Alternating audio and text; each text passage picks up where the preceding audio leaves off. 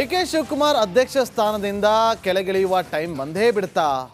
ಹಾಗೆ ನೋಡಿದ್ರೆ ಕಳೆದ 2 ವರ್ಷಗಳಿಂದಲೂ ಕೂಡ ಡಿಕೆ ಹಠಾವೋ ಬಗ್ಗೆ ಕಾಂಗ್ರೆಸ್ನಲ್ಲಿ, ಅದರಲ್ಲೂ ಸಿಎಂ ಆಪ್ತ ಬಣದಿಂದ ಒತ್ತಡವೋ ಒತ್ತಡ. ಆದರೆ ಇದಕ್ಕೆ ಕ್ಯಾರ್ ಅನ್ನದ ಡಿಕೆ ಶಿವಕುಮಾರ್ ಅವರು ಎನ್ನ ನೆಮ್ಮದಿಗೆ ಭಂಗ ಇಲ್ಲ ಅನ್ನೋ ಟೈಪಲ್ಲಿ ಹೊಂಬುತನ ಮೆರೆದವರು ಇದೀಗ ಅಧ್ಯಕ್ಷರಾಗಿ 5 ವರ್ಷ ಪೂರೈಸಿದ ಬೆನ್ನಲ್ಲೇ ಮತ್ತೆ ಜೋರಾಗಿದೆ ಪದಚ್ಯುತಿಯ ಕೂಗು. ಹಾಗೆ ಸಿಎಂ ದಿಲ್ಲಿ ಕಡೆ ಹೊರಟಿದೆ, ಬಂತು ಡಿಕೆ ಕುರ್ಚಿ ಗಡಗಡ. ಏನು ಅಂತೀರಾ ಈ ಸ್ಟೋರಿ ನೋಡಿ. ಕೆಪಿಸಿಸಿ ಅಧ್ಯಕ್ಷರ ಬದಲಾವಣೆ ಸನ್ನಿಹಿತ. ಸಿಎಂ ದಿಲ್ಲಿ ಟೂರ್ ಬಗ್ಗೆಯೇ ಎಲ್ಲರ ಕಣ್ಣು.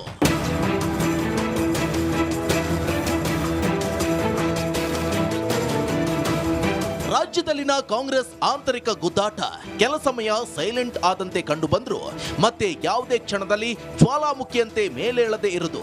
ಕೆಪಿಸಿಸಿ ಅಧ್ಯಕ್ಷ ಸ್ಥಾನದಿಂದ ಡಿಕೆ ಶಿವಕುಮಾರ್ ಅವರನ್ನ ಕೆಳಗಿಳಿಸಲೇಬೇಕು ಅಂತ ಟೊಂಕ ಕಟ್ಟಿ ನಿಂತ ಸಿಎಂ ಆಪ್ತ ಪಡೆ ಈಗಾಗಲೇ ದಿಲ್ಲಿ ರೌಂಡ್ಸ್ ಹೊಡೆದು ಬಂದ್ರು, ಆಗಿಲ್ಲ ಪ್ರಯೋಜನ. ಸಚಿವರಾದ ಸತೀಶ್ ಜಾರಕಿಹೊಳಿ, ಕೆಎನ್ ರಾಜಣ್ಣ, ಪರಮೇಶ್ವರ್ ಹೀಗೆ ಡಿಕೆ ಶಿವಕುಮಾರ್ ವಿರುದ್ಧ ನಿರ್ಣಾಯಕ ಹೋರಾಟಕ್ಕೆ ಧುಮುಕಿದ್ದು ಕಾಂಗ್ರೆಸ್ ಘಟಾನುಘಟಿಗಳು. ಹೇಗಾದ್ರೂ ಮಾಡಿ ಡಿಕೆಶಿ ಅವರನ್ನ ಕೆಪಿಸಿಸಿ ಗಾದಿಯಿಂದ ಪದಚ್ಯುತಿಗೊಳಿಸಲೇಬೇಕು ಅನ್ನೋದಿಲ್ಲಿ ಈ ಸಚಿವರ ಛಲ. ಆದ್ರೆ ಏನೇನು ವರ್ಕೌಟ್ ಆಗ್ತಾನೆ ಇಲ್ಲ ಅನ್ನೋ ಬೇಸರದ ಮಧ್ಯೆ ಮತ್ತೆ ಈ ಕನಸು ಚಿಗುರೊಡೆಯುವಂತೆ ಮಾಡಿದ್ದು ಆ ಒಂದು ಬೆಳವಣಿಗೆ. ಅದೇನಂದ್ರೆ ಸಿಎಂ ಸಿದ್ದರಾಮಯ್ಯ ದೆಹಲಿ ಪ್ರವಾಸ. ಹಾಗೆ ನೋಡಿದ್ರೆ ಬಹಳ ದಿನಗಳ ಬಳಿಕ ಸಿದ್ದರಾಮಯ್ಯ ದೆಹಲಿಯತ್ತ ಮುಖ ಮಾಡ್ತಿದ್ದಾರೆ ಅಂದ್ರೆ ಇದು ಸುಖ ಸುಮ್ಮನೆ ಪಿಕ್ನಿಕ್ ಅಂತೂ ಅಲ್ವೇ ಅಲ್ಲ. ದೆಹಲಿಯಲ್ಲಿ ಕಾಂಗ್ರೆಸ್ ಹೈಕಮಾಂಡ್ನ ನಾಯಕರನ್ನ ಭೇಟಿಯಾಗೋದಿಲ್ಲಿ ಸಿದ್ದು ದಿಲ್ಲಿ ಭೇಟಿ ಅಜೆಂಡಾ. ಈ ಟೈಮ್ನಲ್ಲಿ ಸಹಜವಾಗಿಯೇ ರಾಜ್ಯದ ಕಾಂಗ್ರೆಸ್ ವಿದ್ಯಮಾನಗಳ ಬಗ್ಗೆ ಹೈ ನಾಯಕರ ಜೊತೆ ಸಿದ್ದು ಚರ್ಚೆ ನಡೆಸದೆ ಏನಿಲ್ಲ. ಅಧಿಕಾರ ಬದಲಾವಣೆ ಬಗ್ಗೆ ಡಿಕೆ ಟೀಮ್ ಪದೇ ಪದೇ ಸೊಲ್ಲೆತ್ತಿದ್ದು ಹೇಗೆ ತಮಗೆ ಹಾಗೂ ಪಕ್ಷಕ್ಕೆ ಮುಜುಗರ ತರ್ತಿದೆ ಅನ್ನೋದನ್ನ ಅಲ್ಲಿ ಎಕ್ಸ್ಪ್ಲೈನ್ ಮಾಡಬಹುದು ಸಿದ್ದು. ಅದರಂತೆಯೇ ಸಿದ್ದರಾಮಯ್ಯ ದಿಲ್ಲಿ ವಿಸಿಟ್ ಹಿಂದಿದೆ ದೂಸರಾ ಪ್ಲಾನ್. ಅದುವೇ ಕೆಪಿಸಿಸಿ ಅಧ್ಯಕ್ಷ ಸ್ಥಾನದಿಂದ ಡಿಕೆ ಶಿವಕುಮಾರ್ ಅವರನ್ನ ಕೆಳಗಿಳಿಸುವುದು.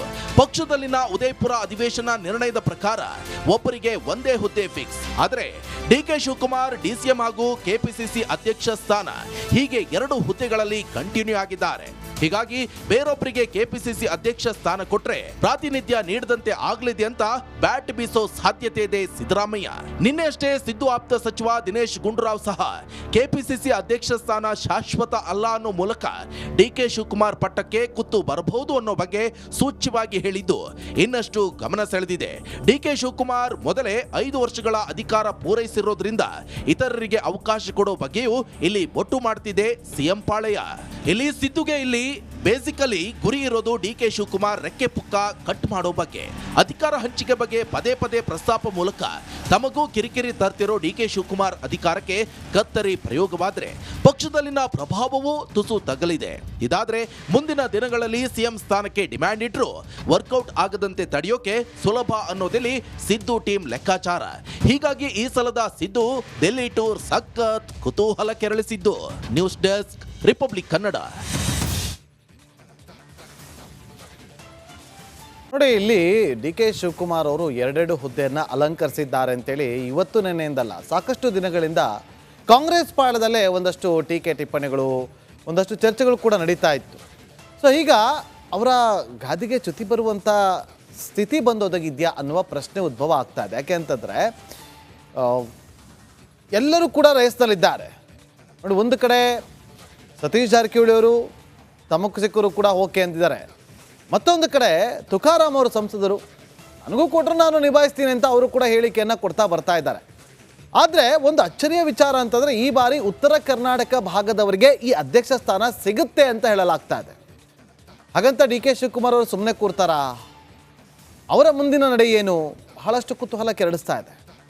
ಸೊ ಒಂದೇ ಹುದ್ದೆ ಅನ್ನೋದು ಈ ಹಿಂದೆ ನಿರ್ಣಯ ಆಗಿತ್ತು. ಹಾಗಾದರೆ ಸತೀಶ್ ಜಾರಕಿಹೊಳಿ ಅವರಿಗೆ ಸಿಗುತ್ತೆ ಅನ್ನೋದಾದರೆ ಅವರು ಸಚಿವ ಸ್ಥಾನವನ್ನು ಬಿಟ್ಕೊಡೋಕೆ ರೆಡಿ ಇರ್ತಾರಾ ಅನ್ನೋ ಪ್ರಶ್ನೆ. ಈ ಥರದ ಚರ್ಚೆಗಳು ತುಂಬ ದೊಡ್ಡ ಮಟ್ಟದಲ್ಲಿ ನಡೀತಾ ಇದೆ.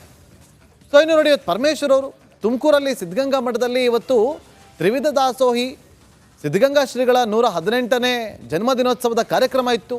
ಅವರ ಸ್ವಗ್ರಾಮದಲ್ಲಿ, ಅವರ ಜಿಲ್ಲೆಯಲ್ಲಿ ಅವರು ಕಾರ್ಯಕ್ರಮಕ್ಕೆ ಹೋಗಲಿಲ್ಲ.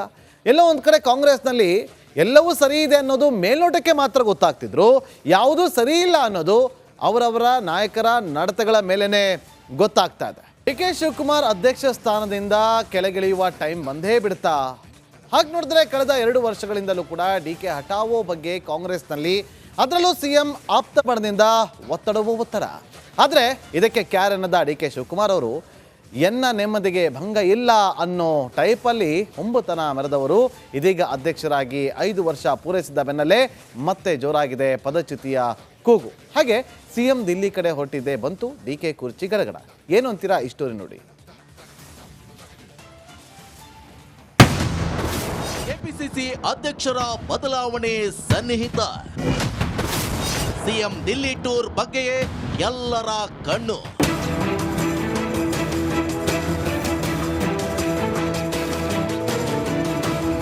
ರಾಜ್ಯದಲ್ಲಿನ ಕಾಂಗ್ರೆಸ್ ಆಂತರಿಕ ಗುದ್ದಾಟ ಕೆಲ ಸಮಯ ಸೈಲೆಂಟ್ ಆದಂತೆ ಕಂಡು ಬಂದ್ರು ಮತ್ತೆ ಯಾವುದೇ ಕ್ಷಣದಲ್ಲಿ ಜ್ವಾಲಾಮುಖಿಯಂತೆ ಮೇಲೇಳದೆ ಇರುವುದು. ಕೆಪಿಸಿಸಿ ಅಧ್ಯಕ್ಷ ಸ್ಥಾನದಿಂದ ಡಿ ಕೆ ಶಿವಕುಮಾರ್ ಅವರನ್ನ ಕೆಳಗಿಳಿಸಲೇಬೇಕು ಅಂತ ಟೊಂಕ ಕಟ್ಟಿ ನಿಂತ ಸಿಎಂ ಆಪ್ತ ಪಡೆ ಈಗಾಗಲೇ ದಿಲ್ಲಿ ರೌಂಡ್ಸ್ ಹೊಡೆದು ಬಂದ್ರು, ಆಗಿಲ್ಲ ಪ್ರಯೋಜನ. ಸಚಿವರಾದ ಸತೀಶ್ ಜಾರಕಿಹೊಳಿ, ಕೆಎನ್ ರಾಜಣ್ಣ, ಪರಮೇಶ್ವರ್ ಹೀಗೆ ಡಿ ಕೆ ಶಿವಕುಮಾರ್ ವಿರುದ್ಧ ನಿರ್ಣಾಯಕ ಹೋರಾಟಕ್ಕೆ ಧುಮುಕಿದ್ದು ಕಾಂಗ್ರೆಸ್ ಘಟಾನುಘಟಿಗಳು. ಹೇಗಾದ್ರೂ ಮಾಡಿ ಡಿಕೆಶಿ ಅವರನ್ನ ಕೆಪಿಸಿಸಿ ಗಾದಿಯಿಂದ ಪದಚ್ಯುತಿಗೊಳಿಸಲೇಬೇಕು ಅನ್ನೋದಿಲ್ಲಿ ಈ ಸಚಿವರ ಛಲ. ಆದ್ರೆ ಏನೇನು ವರ್ಕೌಟ್ ಆಗ್ತಾನೆ ಇಲ್ಲ ಅನ್ನೋ ಬೇಸರದ ಮಧ್ಯೆ ಮತ್ತೆ ಈ ಕನಸು ಚಿಗುರೊಡೆಯುವಂತೆ ಮಾಡಿದ್ದು ಆ ಒಂದು ಬೆಳವಣಿಗೆ. ಅದೇನಂದ್ರೆ ಸಿಎಂ ಸಿದ್ದರಾಮಯ್ಯ ದೆಹಲಿ ಪ್ರವಾಸ. ಹಾಗೆ ನೋಡಿದ್ರೆ ಬಹಳ ದಿನಗಳ ಬಳಿಕ ಸಿದ್ದರಾಮಯ್ಯ ದೆಹಲಿಯತ್ತ ಮುಖ ಮಾಡ್ತಿದ್ದಾರೆ ಅಂದ್ರೆ ಇದು ಸುಖ ಸುಮ್ಮನೆ ಪಿಕ್ನಿಕ್ ಅಂತೂ ಅಲ್ವೇ ಅಲ್ಲ. ದೆಹಲಿಯಲ್ಲಿ ಕಾಂಗ್ರೆಸ್ ಹೈಕಮಾಂಡ್ನ ನಾಯಕರನ್ನ ಭೇಟಿಯಾಗೋದಿಲ್ಲಿ ಸಿದ್ದು ದಿಲ್ಲಿ ಭೇಟಿ ಅಜೆಂಡಾ. ಈ ಟೈಮ್ನಲ್ಲಿ ಸಹಜವಾಗಿಯೇ ರಾಜ್ಯದ ಕಾಂಗ್ರೆಸ್ ವಿದ್ಯಮಾನಗಳ ಬಗ್ಗೆ ಹೈ ನಾಯಕರ ಜೊತೆ ಸಿದ್ದು ಚರ್ಚೆ ನಡೆಸದೆ ಏನಿಲ್ಲ. ಅಧಿಕಾರ ಬದಲಾವಣೆ ಬಗ್ಗೆ ಡಿಕೆ ಟೀಮ್ ಪದೇ ಪದೇ ಸೊಲ್ಲೆತ್ತಿದ್ದು ಹೇಗೆ ತಮಗೆ ಹಾಗೂ ಪಕ್ಷಕ್ಕೆ ಮುಜುಗರ ತರ್ತಿದೆ ಅನ್ನೋದನ್ನ ಅಲ್ಲಿ ಎಕ್ಸ್ಪ್ಲೈನ್ ಮಾಡಬಹುದು ಸಿದ್ದು. ಅದರಂತೆಯೇ ಸಿದ್ದರಾಮಯ್ಯ ದಿಲ್ಲಿ ವಿಸಿಟ್ ಹಿಂದಿದೆ ದೂಸರಾ ಪ್ಲಾನ್. ಅದುವೇ ಕೆಪಿಸಿಸಿ ಅಧ್ಯಕ್ಷ ಸ್ಥಾನದಿಂದ ಡಿಕೆ ಶಿವಕುಮಾರ್ ಅವರನ್ನ ಕೆಳಗಿಳಿಸುವುದು. ಪಕ್ಷದಲ್ಲಿನ ಉದಯಪುರ ಅಧಿವೇಶನ ನಿರ್ಣಯದ ಪ್ರಕಾರ ಒಬ್ಬರಿಗೆ ಒಂದೇ ಹುದ್ದೆ ಫಿಕ್ಸ್. ಆದರೆ ಡಿಕೆ ಶಿವಕುಮಾರ್ ಡಿಸಿಎಂ ಹಾಗೂ ಕೆಪಿಸಿಸಿ ಅಧ್ಯಕ್ಷ ಸ್ಥಾನ ಹೀಗೆ 2 ಹುದ್ದೆಗಳಲ್ಲಿ ಕಂಟಿನ್ಯೂ ಆಗಿದ್ದಾರೆ. ಹೀಗಾಗಿ ಬೇರೊಬ್ಬರಿಗೆ ಕೆಪಿಸಿಸಿ ಅಧ್ಯಕ್ಷ ಸ್ಥಾನ ಕೊಟ್ರೆ ಪ್ರಾತಿನಿಧ್ಯ ನೀಡದಂತೆ ಆಗ್ಲಿದೆ ಅಂತ ಬ್ಯಾಟ್ ಬೀಸೋ ಸಾಧ್ಯತೆ ಇದೆ ಸಿದ್ದರಾಮಯ್ಯ. ನಿನ್ನೆ ಅಷ್ಟೇ ಸಿದ್ದು ಆಪ್ತ ಸಚಿವ ದಿನೇಶ್ ಗುಂಡೂರಾವ್ ಸಹ ಕೆಪಿಸಿಸಿ ಅಧ್ಯಕ್ಷ ಸ್ಥಾನ ಶಾಶ್ವತ ಅಲ್ಲ ಅನ್ನೋ ಮೂಲಕ ಡಿಕೆ ಶಿವಕುಮಾರ್ ಪಟ್ಟಕ್ಕೆ ಕುತ್ತು ಬರಬಹುದು ಅನ್ನೋ ಬಗ್ಗೆ ಸೂಚ್ಯವಾಗಿ ಹೇಳಿದ್ದು ಇನ್ನಷ್ಟು ಗಮನ ಸೆಳೆದಿದೆ. ಡಿಕೆ ಶಿವಕುಮಾರ್ ಮೊದಲೇ 5 ವರ್ಷಗಳ ಅಧಿಕಾರ ಪೂರೈಸಿರೋದ್ರಿಂದ ಇತರರಿಗೆ ಅವಕಾಶ ಕೊಡೋ ಬಗ್ಗೆಯೂ ಇಲ್ಲಿ ಬೊಟ್ಟು ಮಾಡ್ತಿದೆ ಸಿಎಂ ಪಾಳೆಯ. ಇಲ್ಲಿ ಸಿದ್ದುಗೆ ಇಲ್ಲಿ ಬೇಸಿಕಲಿ ಗುರಿ ಇರೋದು ಡಿಕೆ ಶಿವಕುಮಾರ್ ರೆಕ್ಕೆ ಪುಕ್ಕ ಕಟ್ ಮಾಡೋ ಬಗ್ಗೆ. ಅಧಿಕಾರ ಹಂಚಿಕೆ ಬಗ್ಗೆ ಪದೇ ಪದೇ ಪ್ರಸ್ತಾಪ ಮೂಲಕ ತಮಗೂ ಕಿರಿಕಿರಿ ತರ್ತಿರೋ ಡಿಕೆ ಶಿವಕುಮಾರ್ ಅಧಿಕಾರಕ್ಕೆ ಕತ್ತರಿ ಪ್ರಯೋಗವಾದ್ರೆ ಪಕ್ಷದಲ್ಲಿನ ಪ್ರಭಾವವೂ ತುಸು ತಗಲಿದೆ.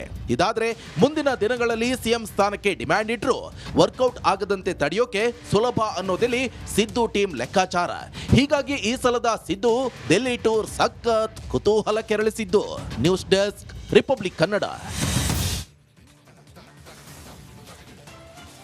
ನೋಡಿ, ಇಲ್ಲಿ ಡಿ ಕೆ ಶಿವಕುಮಾರ್ ಅವರು 2 ಹುದ್ದೆಯನ್ನು ಅಲಂಕರಿಸಿದ್ದಾರೆ ಅಂತೇಳಿ ಇವತ್ತು ನೆನ್ನೆಯಿಂದಲ್ಲ, ಸಾಕಷ್ಟು ದಿನಗಳಿಂದ ಕಾಂಗ್ರೆಸ್ ಪಾಳದಲ್ಲೇ ಒಂದಷ್ಟು ಟೀಕೆ ಟಿಪ್ಪಣಿಗಳು, ಒಂದಷ್ಟು ಚರ್ಚೆಗಳು ಕೂಡ ನಡೀತಾ ಇತ್ತು. ಸೊ ಈಗ ಅವರ ಗಾದಿಗೆ ಚ್ಯುತಿ ಬರುವಂಥ ಸ್ಥಿತಿ ಬಂದೊದಗಿದೆಯಾ ಅನ್ನುವ ಪ್ರಶ್ನೆ ಉದ್ಭವ ಆಗ್ತಾ ಇದೆ. ಯಾಕೆ ಅಂತಂದರೆ ಎಲ್ಲರೂ ಕೂಡ ರೇಸ್ನಲ್ಲಿದ್ದಾರೆ. ನೋಡಿ, ಒಂದು ಕಡೆ ಸತೀಶ್ ಜಾರಕಿಹೊಳಿ ಅವರು ತಮಕು ಸಿಕ್ಕರು ಕೂಡ ಓಕೆ ಅಂತಿದ್ದಾರೆ. ಮತ್ತೊಂದು ಕಡೆ ತುಕಾರಾಮ್ ಅವರು ಸಂಸದರು ನನಗೂ ಕೊಟ್ಟರು ನಾನು ನಿಭಾಯಿಸ್ತೀನಿ ಅಂತ ಅವರು ಕೂಡ ಹೇಳಿಕೆಯನ್ನು ಕೊಡ್ತಾ ಬರ್ತಾ ಇದ್ದಾರೆ. ಆದರೆ ಒಂದು ಅಚ್ಚರಿಯ ವಿಚಾರ ಅಂತಂದರೆ ಈ ಬಾರಿ ಉತ್ತರ ಕರ್ನಾಟಕ ಭಾಗದವರಿಗೆ ಈ ಅಧ್ಯಕ್ಷ ಸ್ಥಾನ ಸಿಗುತ್ತೆ ಅಂತ ಹೇಳಲಾಗ್ತಾ ಇದೆ. ಹಾಗಂತ ಡಿ ಕೆ ಶಿವಕುಮಾರ್ ಅವರು ಸುಮ್ಮನೆ ಕೂರ್ತಾರಾ? ಅವರ ಮುಂದಿನ ನಡೆ ಏನು?